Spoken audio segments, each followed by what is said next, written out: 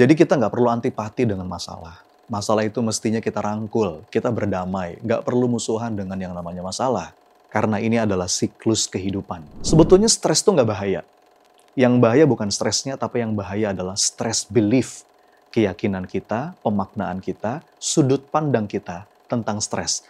Nah, kalau sudut pandang kita salah, itu jauh lebih berbahaya dibandingkan stresnya itu sendiri. Saat kita memandang stres itu sebagai bagian dari suka duka kehidupan, yang itu bermanfaat kok, menguatkan diri kita, membuat kita semakin tangguh, maka itu nggak akan berdampak buruk pada kesehatan, justru membuat kita lebih produktif, lebih bahagia. Karena iman itu seseorang diuji, tapi sekaligus juga karena iman itu seseorang akan mampu menikmati ujiannya.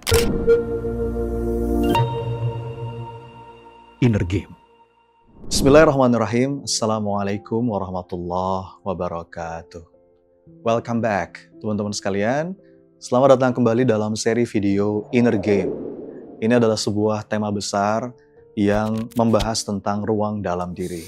Bagaimana kita menata pikiran, mengolah perasaan, mengasah kolbu, untuk jadi manusia yang terus lebih baik, bertumbuh, sejahtera lahir batin, bahagia dunia akhirat, insya Allah. Di video kali ini saya coba membahas satu tema tentang seni berdamai dengan masalah. Menarik ya? Pertanyaan awalnya, kenapa sih kita perlu berdamai dengan masalah? Nah, sekarang saya tanya lagi, apakah mungkin kita hidup tanpa masalah? Karena kadang-kadang manusia itu punya keinginan yang tidak realistis. Misalnya apa? Tadi, misalnya ingin punya hidup yang tanpa masalah. Padahal nggak mungkin kita hidup tanpa masalah. Masalah adalah bagian dari kehidupan. Kita nggak bisa lari, kita nggak bisa menghindar dari masalah. Jadi hidup yang bahagia, hidup yang selamat, itu bukanlah hidup yang tanpa masalah. Tapi saat kita mampu berdamai dan merangkul masalah. Bahkan teman-teman, kalau kita amati, sebetulnya solusi dari satu masalah adalah pemicu bagi masalah selanjutnya. Iya kan? Coba sekarang kita pakai contoh. Nah sekarang kita pakai contoh ya. Misalnya nih, ada seorang mahasiswa yang kuliah. Belum lulus nih, nah ini masalahnya. Tugas akhir, interaksi dengan dosen. Dan mahasiswa ini akan berjuang, berikhtiar semaksimal mungkin. Dia berdoa supaya bisa lepas dari masalahnya. Masalahnya apa? Belum lulus. Nah, ini terutama bagi yang sudah ada di tahap akhir.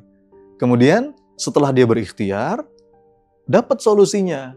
Dia temukan solusinya. Akhirnya lulus. Nah, lulus ini kan solusi dari masalah dia sebagai seorang mahasiswa. Nah, pertanyaannya, apakah setelah lulus, udah selesai masalahnya? Bebas dari masalah? Kan enggak. Tapi ketemu masalah yang baru. Yang tadinya berstatus sebagai mahasiswa, sekarang berubah tuh. Apa statusnya? Pengangguran. Ya. Bahasa halusnya itu fresh graduate. Itu bahasa halus dari pengangguran.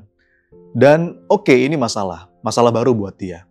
Kemudian, mencari solusi atas persoalannya, atas permasalahannya ini, dapatlah solusi. Dapat pekerjaan. Nah, pekerjaan ini solusi buat masalah orang yang pengangguran. Nah, sekarang pertanyaan selanjutnya, apakah pekerjaan ini bukan masalah? Berapa banyak orang yang stres karena pekerjaannya? Banyak orang yang mengeluh karena pekerjaan yang sudah dia miliki. Tuh, kerjaan saya kok gini banget ya, bos saya kok begitu banget ya, saya ini budak korporat, apalah macam-macam istilahnya. Masalah baru.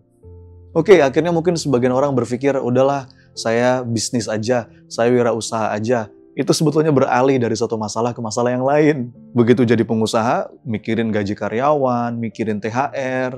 Ini lebaran bukannya seneng ya, malah pusing. Dulu waktu jadi karyawan, lebaran seneng aja nunggu THR. Tapi begitu wirausaha, kita punya karyawan, pusing kita lebaran. Ini pindah masalah aja. Kemudian lanjut lagi, apa? Berdoa supaya dapat jodoh. Karena belum dapat jodoh, nah ini masalah nih. Kemudian ketemulah solusi atas masalahnya. Allah kasih jodoh terbaik. Menikah. Nah setelah menikah sekarang, itu masalah bukan? Nah ini kan masalah seumur hidup. Ibadah seumur hidup. Ibadah itu kan perpindahan dari suatu masalah ke masalah yang lain. Nah tapi ada masalah baru, belum punya momongan, belum punya anak. Ini masalah lagi kan? Setiap kali pertemuan keluarga ditanya, udah isi belum? Nah itu bisa jadi problem tuh, bisa tekanan mental. Oke, seiring waktu berjalan dapatlah solusi, dikaruniakan anak. Punya anak masalah bukan? Ini masalah baru. Begitu anak masih kecil, pengennya cepat-cepat gede. Begitu anak udah gede, pengennya kecil lagi. Jadi poin saya apa? Nggak ada yang namanya solusi permanen. Solusi itu bersifat sementara. Dan satu solusi sebetulnya adalah pemicu untuk masalah yang lain. Jadi kita nggak perlu antipati dengan masalah. Masalah itu mestinya kita rangkul, kita berdamai. Nggak perlu musuhan dengan yang namanya masalah.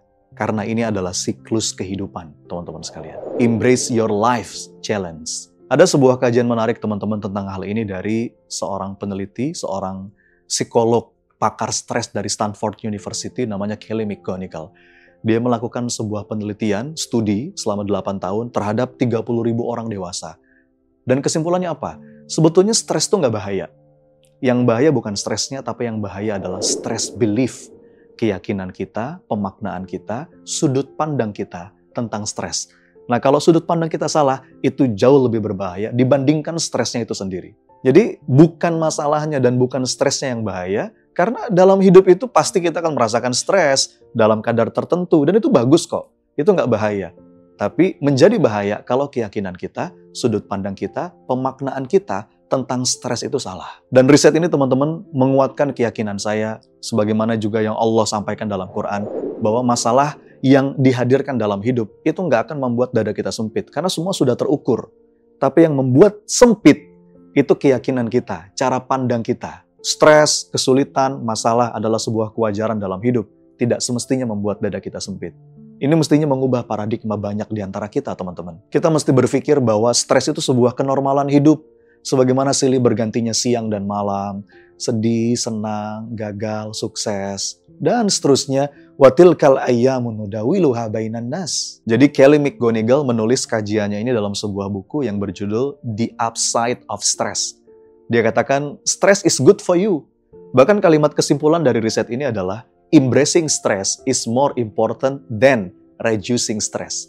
Merangkul stres sebagai sahabat kita itu jauh lebih penting dibandingkan mengurangi stres. Saat kita memandang stres itu sebagai bagian dari suka duka kehidupan, yang itu bermanfaat kok, menguatkan diri kita, membuat kita semakin tangguh, maka itu nggak akan berdampak buruk pada kesehatan, justru membuat kita lebih produktif, lebih bahagia dibandingkan orang yang antipati terhadap stres itu. Sekarang mari kita bahas tentang apa sebetulnya definisi dari masalah. Nah, ini ada dua pemahaman. Kita bisa lihat dari sisi bahasa atau dari sisi istilah. Kalau dari sisi bahasa, masalah itu diserap dari bahasa Arab. Dari kata mas'alatun atau mas'alah. Ya, akar katanya itu sa'ala, yang artinya bertanya atau meminta. Nah, ketika berubah menjadi kata benda, itu menjadi soal, persoalan, atau pertanyaan. Jadi masalah itu adalah pertanyaan, soal. Saat kita dihadapkan dengan sebuah masalah, itu seperti sebuah pertanyaan aja buat kita. Anggap aja bahwa kita sedang dikasih sebuah pertanyaan. Dan pertanyaan itu sifatnya netral. Dia nggak bersifat negatif, bahkan bisa jadi positif kalau responnya tepat. Jadi saya ulang ya, masalah itu netral. Bukan sesuatu yang negatif, bahkan bisa jadi positif, tergantung bagaimana sikap kita menjawabnya atau meresponnya. Dan yang namanya pertanyaan, kadang-kadang juga ada pertanyaan yang nggak perlu kita cari jawabannya, karena ada banyak juga pertanyaan-pertanyaan yang nggak penting dan nggak perlu kita jawab. Lalu bagaimana cara kita menemukan jawaban atas sebuah persoalan? Nah, di antara cara yang paling powerful itu, terkadang kita perlu menggeser kesadaran. Bergeser dari seorang pelaku yang punya masalah, menjadi seorang pengamat. Karena di mana-mana pengamat itu lebih pinter ya dibandingkan pelaku. Contohnya pengamat sepak bola itu lebih bisa tuh memberikan saran, arahan dibandingkan yang lagi main bola. Ya contohnya saat kita ngasih nasihat sama temen, kita bisa ya memberikan banyak saran. Tapi saat kita ngalamin, terkadang kita lumpuh. Nah di titik itu kita perlu keluar dari diri kita untuk menjadi pengamat, menggeser kesadaran. Jadi sebetulnya menggeser kesadaran ini adalah bagian dari upaya kita untuk berdamai dengan diri. Kita juga bisa praktek yang namanya self-compassion. Kalau menurut Dr. Kristin Neff, bahwa self-compassion atau welas asih terhadap diri ini juga kunci untuk mengatasi rasa sakit secara emosional terhadap masalah.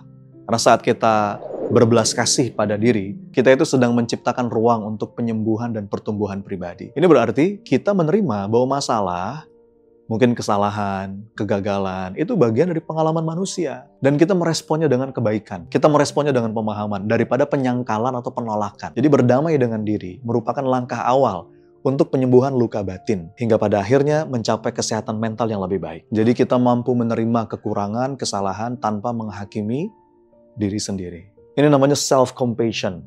Karena manusia itu cenderung lebih keras pada dirinya dibandingkan pada orang lain.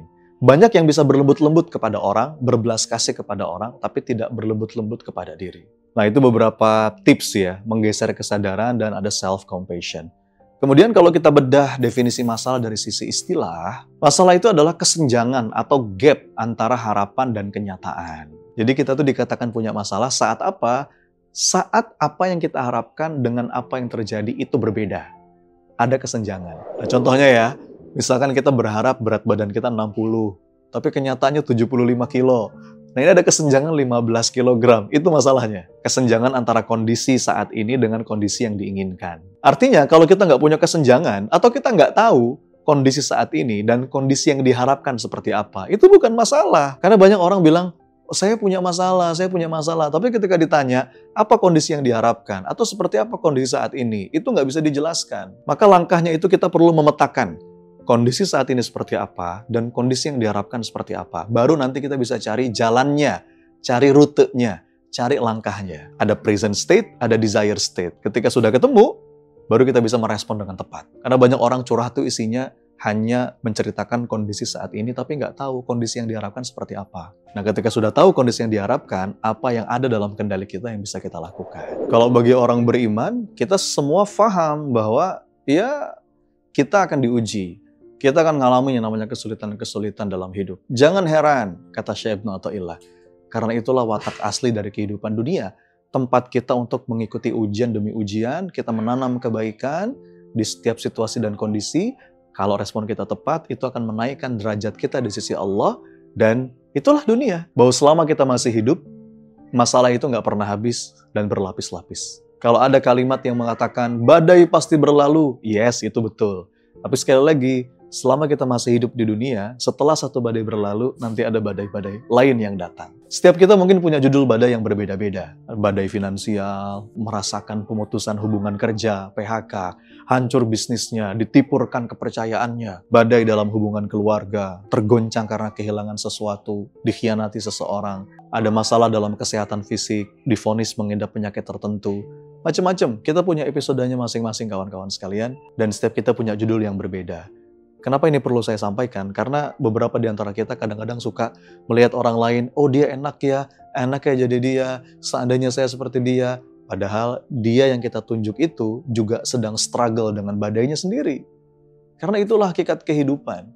Memang sejatinya hidup ini bukan tentang menunggu badai berlalu, tapi bagaimana kita bisa belajar untuk menari-nari meskipun di tengah badai. Dan kefahaman atas fitrah kehidupan ini akan membuat kita lebih tangguh sekaligus nyaman dalam menghadapi berbagai ujian. Terlebih lagi kalau kita menyatakan diri kita beriman.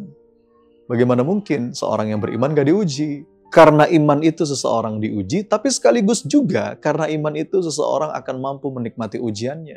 Di saat sebagian orang mungkin bertanya-tanya, kenapa ya kok ujian ini selalu ada dan seakan gak pernah berhenti, maka iman yang terhujam dalam dada akan membuat seseorang itu faham bahwa ujian ini adalah bagian indah dari kehidupan. Sebagaimana kata Nabi, ujian itu akan terus menimpa orang-orang yang beriman. Ujian pada dirinya, ujian pada hartanya, ujian pada anak-anaknya. Sampai kapan? Hatta yalqallaha wa laisa alaihi dzambun. Sampai seorang hamba yang beriman itu kembali kepada Allah tanpa dosa atas mereka. Masya Allah, ini indah banget teman-teman sekalian. Jadi badai dan kesulitan itu nggak terpisahkan dari kehidupan. Tapi dengan ujian itu, mudah-mudahan segala dosa, segala salah terhapus, dan seorang hamba itu dinaikkan derajat kualitasnya di sisi Allah. Ujian itu mendidik jiwa kita. Ujian itu mensucikan kita dari dosa. Ujian itu akan membuat kita mendapatkan kebahagiaan, pahala, bahkan bisa yang berlipat ganda. Ujian itu memurnikan tauhid kita dan menautkan hati kita kepada Allah. Bahkan kata sebagian ulama, kalau bukan karena musibah-musibah yang kita alami di dunia, maka jangan-jangan nanti kita datang di hari kiamat dalam keadaan pailit. Na'udzubillah. Difficulties in life are intended to make us better, not bitter. Kalimatnya indah banget nih. Kesulitan dalam hidup itu untuk membuat kita lebih baik, bukan lebih pahit. So, in the storms of life, our true character is formed. Dalam badai kehidupan, karakter sejati kita terbentuk. Don't let the wind bend your back, but let it strengthen your roots. Jadi jangan biarkan angin itu melengkungkan punggungmu, tapi biarkan dia menguatkan akar-akarmu. There are always problems, and that is not the problem. Masalah akan selalu ada, datang silih berganti, jadi bukan itu masalahnya.